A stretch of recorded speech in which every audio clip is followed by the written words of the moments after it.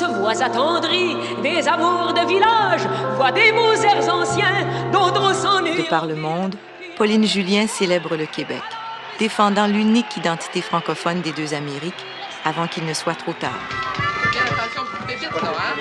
Pauline Julien et Gérald Godin vivent ensemble depuis 25 ans.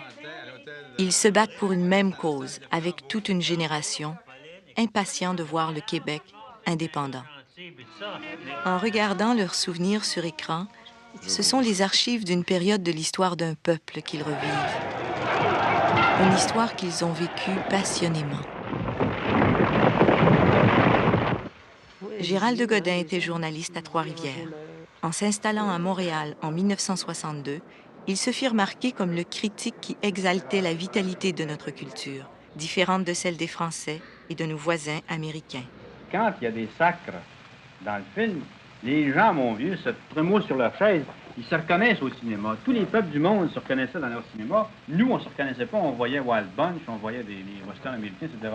Maintenant, on se reconnaît dans notre cinéma. Ben, c'est formidable. Le navire chavire et je perds la mémoire. L'alouette s'arrête et je meurs sans savoir. C'est Charlotte. Tu pleures pas encore? Je trouve ça beau. Oui, mais là, je suis là, moi. C'est pleure en me regardant, pas pleure. Pleure pas en regardant mon passé. Non, mais c'est pas toi que je regarde, c'est la création que je trouve belle. Oh, franchement. Ça m'émeut toujours, moi, quand des gens qui font des choses belles et qui amènent l'émotion. C'est ce qui se passe là-dedans.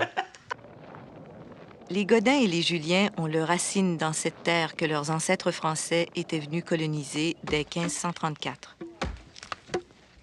200 ans après, la France perdait cette colonie aux mains des Britanniques lorsque le général Wolfe escalada les falaises de Québec en 1759. Nous avons grandi avec cette humiliation d'avoir perdu notre pays. Nous restions des Français isolés au milieu d'un continent anglais. Il faut souligner l'influence américaine sur le Québec de l'époque. Et Benjamin Franklin est venu à Montréal et il a publié un appel aux Canadiens français, d'ailleurs en français, demandant aux Canadiens français, voulez-vous vous joindre aux 13 colonies américaines et devenir la 14e colonie américaine? Et c'est suite à cette demande-là des Américains que les Anglais ont compris qu'on était un poids politique important. Ils ont passé une loi au Parlement d'Angleterre disant la liberté souffle du sud vers le nord, donc il faut tenir compte de ce fait-là et concéder aux Canadiens français un Parlement. Et nous avons eu le Parlement de Québec, qui est le premier Parlement francophone au monde. Avec le Parlement, nous avions gagné un terrain de lutte. Mais la province de Québec restait dominée par la minorité anglaise qui contrôlait l'économie. Si on voulait travailler, on devait parler leur langue. Et devant la justice, nous étions jugés en anglais. Pauline Julien et Gérald Godin grandissent dans les années 40, alors que la province est sous la tutelle de Maurice Duplessis, un premier ministre rusé qui rassemble ses électeurs autour de la religion et du drapeau. Mais lorsque les ouvriers sous-payés osent demander le droit de grève, Duplessis appuie délibérément leurs patrons anglais, dont il a le support financier. C'est le commencement de l'indignation. À plusieurs reprises, travailleurs et policiers s'affrontent.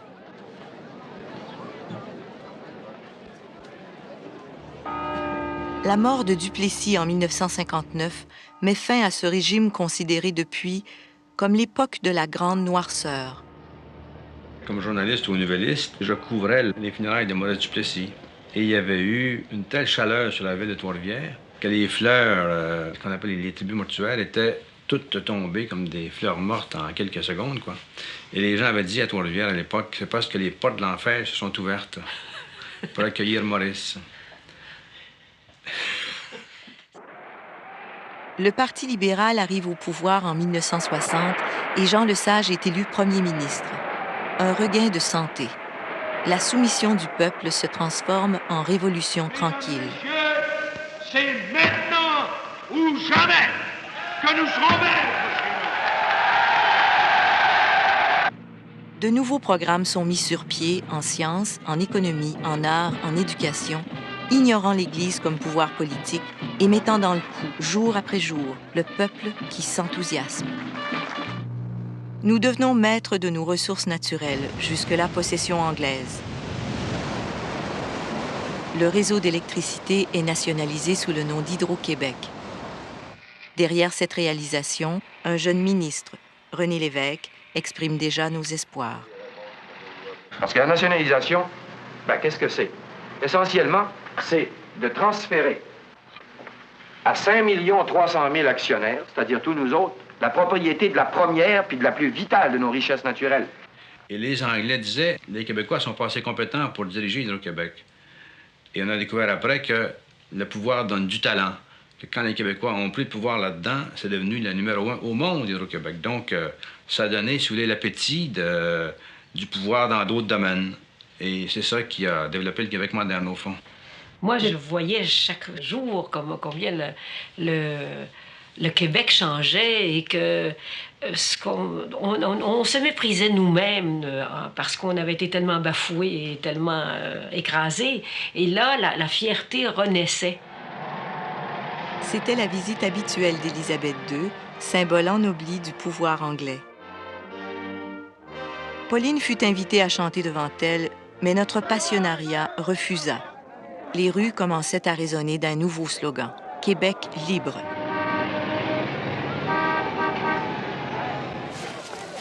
Toute une génération se souvient du samedi de la matraque.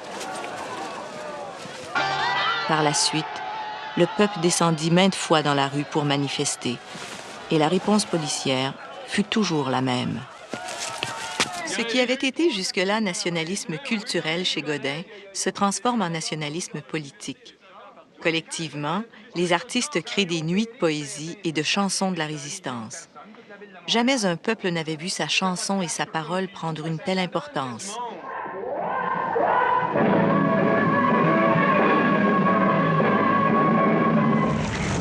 1963. Une bombe fait sauter le monument de Wolfe, symbole de la conquête. La révolution n'est plus tranquille. Soudainement, on découvre le mot « terrorisme » qui n'était pas dans nos annales de 12 opprimés. Des cellules clandestines viennent de se manifester. Le Front de libération du Québec, le FLQ, passe à l'action directe. Il place des bombes à de nombreux endroits qui symbolisent le pouvoir anglais. Il y avait eu des concessions, mais très, très mineures. Hein? Un mot de français sur un chèque de pension de vieillesse, un mot de français sur les portes des chiottes dans l'aéroport de Victoria ou de Vancouver ou de Saint-Jean-de-Terre-Neuve. C'est pas ça qui va permettre à un peuple de se développer et surtout d'être maître chez lui. Et les bombes ont été les seuls moyens, en fait, dans les yeux de bien des Québécois de l'époque, pour que les Anglais comprennent ce qui se passe. 1967. Le président français Charles de Gaulle, défenseur de la France libre à la dernière guerre, est invité officiellement au Canada. Sa tournée commence à Québec. L'enthousiasme le conduit jusqu'à Montréal par le chemin du Roi. Mais voilà qu'à l'hôtel de ville, il stupéfie la foule. Je puis vous dire qu'elle en vaudra mieux. Vive Montréal, vive le Québec.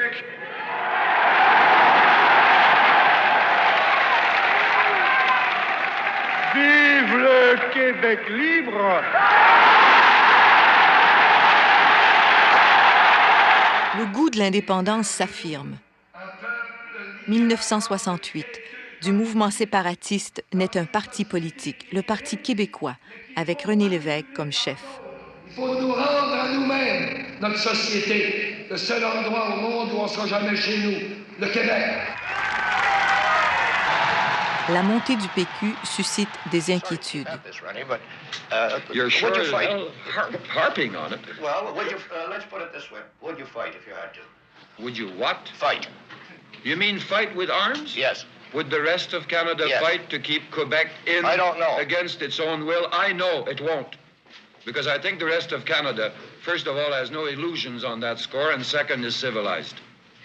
Next question. Like René Lévesque said, we are not to be a frontière, we are not to be walls and everything like that, but just be at our place, be free at our place, and can have a real good exchange with you, exchange of culture, exchange of economic, but be at home. We are not at home at all. But At least if we go in a bank, at least if we look for a job in Quebec, we have to know English. We have to speak English. And a lot of people refuse to speak us French. Do you imagine such a thing, you in Toronto? So that's how. But it's changing, Pauline. It's changing. Everywhere, you know, in every... Why do you... So you have a spirit colonialist or what? No, we don't want to lose you. I don't want to lose you either. All right, why not? But we have to exchange, like really be free, both you and me. Yeah. And every people in the world just want that. Les jeunes ont voté massivement pour le Parti québécois. Demain nous appartient, chantent-ils avec enthousiasme. Mais quelques extrémistes ne veulent pas attendre. Le 5 octobre 1970, nous sommes secoués par un événement troublant. On annonce que M. James Richard Cross, l'attaché commercial de Grande-Bretagne à Montréal, vient d'être enlevé de son domicile par 4 hommes armés soupçonnés d'être des terroristes du FLQ. L'enlèvement de l'attaché commercial britannique James Cross déclenche une série d'événements dramatiques, la crise d'octobre. Le FLQ frappe de nouveau. Cette fois, il enlève devant sa maison un ministre du gouvernement du Québec, Pierre Laporte, qu'il garde en otage, mystifiant ainsi la police qui, dans toute la province, recherche en vain les ravisseurs. Le suspense dure jusqu'à ce que les médias d'information reçoivent un document dont le FLQ exige la diffusion. Qu'aux 4 coins du Québec, ceux qu'on a osé traiter avec dédain de lancers French et d'alcooliques entreprennent vigoureusement le combat contre les matraqueurs de la liberté et de la justice et mettent hors d'état de nuire tous ces professionnels du hold-up et de l'escroquerie, banquiers, businessmen, juges et politiques ailleurs vendus. Nous sommes des travailleurs québécois et nous irons jusqu'au bout.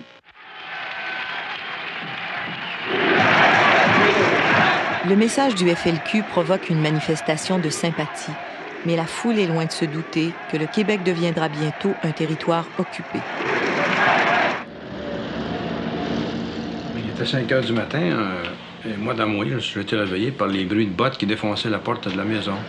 Puis moi, j'avais demandé est-ce qu'on avait un mandat pour nous arrêter. Puis on dit avec un sourire spécial que je n'oublierai jamais, sourire de Gestapo et de SS, en fait, les mandats, monsieur, c'est terminé. Plus besoin de ça. Si vous voulez savoir qu'est-ce qui se passe, elle écoutait la télévision en bas. On est descendu en bas. Et puis, j'écoutais la télévision. Puis là, on racontait qu'une loi spéciale a été passée pendant la nuit. Une loi dite des mesures de guerre pour arrêter au Québec qui voulait donc 500 personnes, dont Pauline et moi. 500 personnes qui ont été arrêtées et qui ont fait des séjours de 8 jours à 6 mois sans aucun acte d'accusation. Ils ont menacé de fusiller des gens en prison. Ils ont sorti des gens de leur cellule et ils ont fait semblant de fusiller des gens. Et moi, je connais au moins 2 personnes qui ont perdu l'esprit suite à ces événements-là. Ils sont devenus fous et qui n'ont jamais récupéré leur santé mentale après ça. Donc, il y a des victimes encore maintenant de cette situation-là. Après ça, les maisons étaient saccagées, les bureaux, et ils faisaient peur aux voisins, les enfants étaient laissés seuls. Enfin, je veux dire, quelque chose de tellement démesuré qu'on serait recru au Moyen-Âge, tu comprends, c'est ça. La crise s'intensifie lorsque l'on apprend une terrible nouvelle. Rappelons encore une fois que c'est à 11h10 exactement, à proximité de l'aéroport de Saint-Hubert, que la voiture qui avait servi à l'enlèvement de M. Pierre Laporte il y a une semaine, devant sa demeure de la rue Robitaille à Saint-Lambert, a été formellement identifiée. Le coffre était finalement ouvert et on y faisait la découverte du corps de M. Laporte, ensanglanté. L'assassinat de Pierre Laporte horrifie le Québec. On arrête ses auteurs, James Cross est libéré, et c'est la fin du FLQ. La crise d'octobre est terminée, mais jamais plus nous ne serons les mêmes. En 1975, Godin passe de la théorie à la pratique, en se joignant au Parti québécois aux côtés de René Lévesque.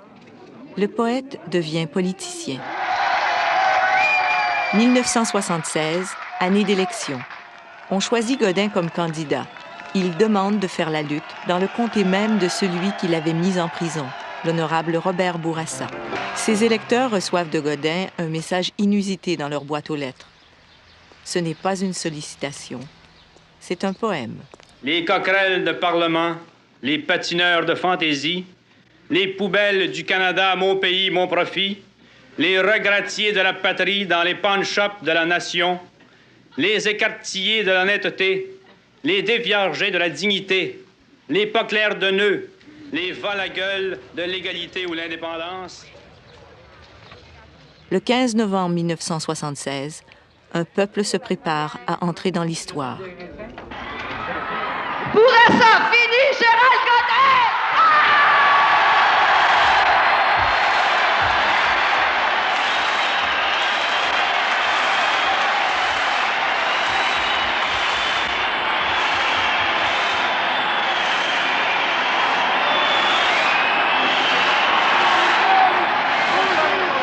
Godin avait triomphé du premier ministre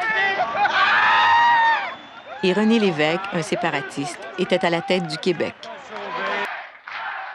Ce soir-là, je ne sais pas si les gens s'en souviennent, mais il y avait dans toutes les rues de Montréal, comme un mariage, des voitures qui klaxonnaient toute la nuit sans arrêter. Et c'était comme un mariage, quoi, du peuple avec un parti qui le représentait vraiment. Et j'ai senti donc que c'était une grande fête qui n'arrêterait jamais. Qui n'arrêterait jamais. Le premier souci du Parti québécois est de protéger la langue française contre l'omniprésence de la langue anglaise. Il faut la défendre avant qu'il ne soit trop tard. Au fond, la langue qu'on parle, c'est l'instrument de travail le plus précieux que nous ayons comme personne pour que les Québécois s'expriment. Ils ne peuvent le faire dans la publicité, dans le roman, le théâtre, la poésie, dans n'importe quelle forme où les mots sont importants, que dans la langue qu'ils ont appris sur les genoux de leur mère, dans leur famille. Et puis, c'est pour ça que pour moi, c'est la vie ou la mort, la langue française. Godin est l'un des promoteurs de la loi 101 qui bouleverse les habitudes linguistiques du Québec. Dans le passé, les enfants des immigrants fréquentaient l'école anglaise. Maintenant, ils devront aller à l'école française, de telle sorte qu'ils grandiront et élèveront leurs propres enfants dans notre langue. La loi exige également que les enseignes commerciales soient francisées. L'anglais, qui avait toujours été la langue des affaires, disparaît peu à peu de notre vue. À l'époque, je dois dire que cette loi-là me semblait très, très dure, en fait, pour l'anglais et pour les Anglais. C'est ce que je pensais en 1976, 77, 78. Mais 10 ans après, je me rends compte que c'est le seul moyen qu'on pouvait prendre pour s'assurer que le Québec resterait français. Et donc, je n'ai plus les remords que j'avais à l'époque aujourd'hui. En 1979, tel que promis, le premier ministre Lévesque invite la province à un référendum. C'est la première fois depuis 1534 que l'on donne l'occasion au peuple du Québec de dire oui à la négociation de son indépendance.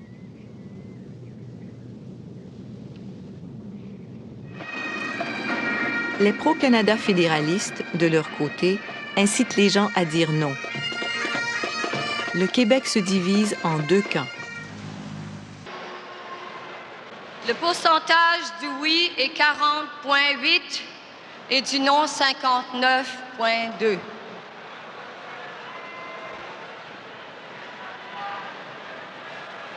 Quatre Québécois sur 10 ont voté oui. Ce n'est pas suffisant. Moi, j'étais très honteux, en fait,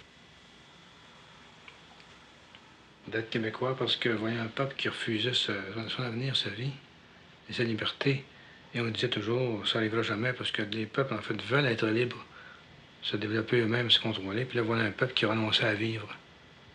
Et donc, j'étais très triste, moi, et très honteux, ce soir-là. On peut tout si on veut. Et dans la dernière décennie, le Québec visait le pouvoir économique. Nos jeunes entreprises ont fait un bond vers l'avenir et s'implantent avec dynamisme ici et à l'étranger. On a mis de côté le militantisme. Grâce à la loi 101, le français est devenu la langue du travail. Le visage français du Québec rayonne à chaque enseigne.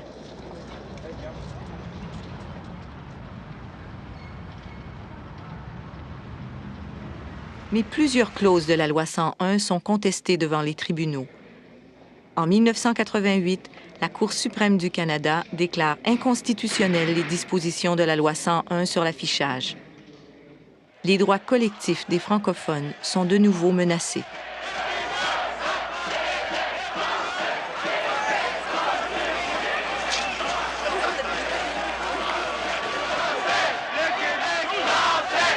Je demandais à des enfants de 15 ans moi, qui manifestaient contre la Cour suprême.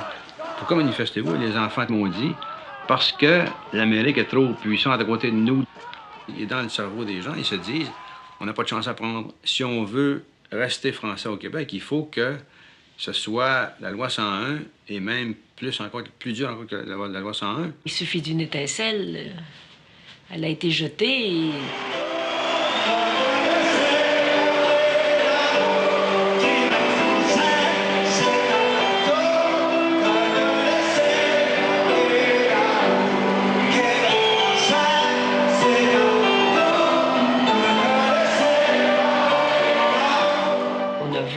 personnes se rassembler avec une énergie folle et un désir aussi fou de s'appartenir. Et c'est extraordinaire de voir plus de la moitié, c'était des jeunes, qui ont réagi spontanément. Ils ne veulent pas que le Québec soit assimilé. Ils ne veulent pas renoncer à leur culture, à leur langue. Et je crois que peu à peu, ça va mener à ce projet inévitable, parce que ça ne peut pas se faire sans que la souveraineté du Québec soit déclarée, et adoptée et acceptée.